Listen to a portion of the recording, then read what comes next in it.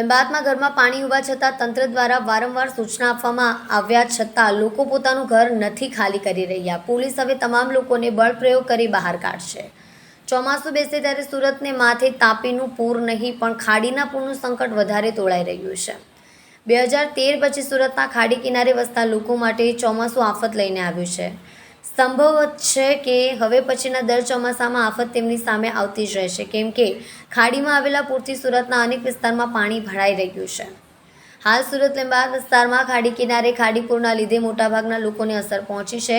આવા કપરા સમયે પણ પાણીમાં ફસાયેલા લોકો ઘરની બહાર નહીં નીકળતા પોલીસ હવે તમામ લોકોને બળ પ્રયોગ કરીને બહાર કાઢશે.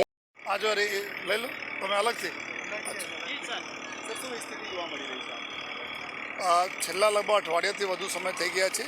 વરસાદ વરસી રહ્યા છે અને હાઈ ટાઈડના બી સમય છે. ઉપરવાસ જેટલા પલસાના બાજુ બી બારિશ થઈ રહી છે, જેના લીધે આ લિંબાયત વિસ્તારમાં અને આપણા સારોલી પોલીસ સ્ટેશનમાં આવનાર કોઈ વિસ્તાર છે, સણિયા ગામ વગેરેમાં થોડા પાણી ભરાઈ ગયા છે. અને આ વિસ્તારમાં જોઈએ તો 250 જેટલા ઘરો એવું છે જો લિંબાયત વિસ્તારમાં જ્યાં પાણી થોડા વધુ છે.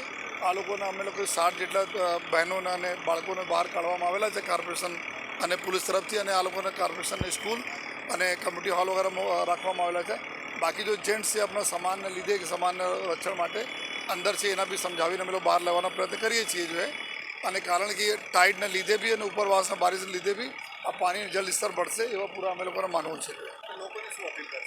અમે અપીલ કરીએ છીએ કે પહેલાં જાન વધારે કિંમતી છે આ બધા જો જ્યારે પાણી નીચે આવશે અમે આ લોકોને અલાઉ કરીશ ત્યાં જવા માટે, પરંતુ અત્યારે પાણી વધુ છે. લગભગ 250 જેટલા ઘરો એવું છે કે જ્યાં પાણી વધવાની શક્યતા છે તો લોકોને અપીલ કરીએ છીએ કે બધા લોકો સહયોગ કરે કોર્પોરેશનને અને પોલીસના, અને બધા લોકો બહાર આવે, ભલે સલામતી જાળવે અને પછી જો સામાનોને બી સુરક્ષા થશે.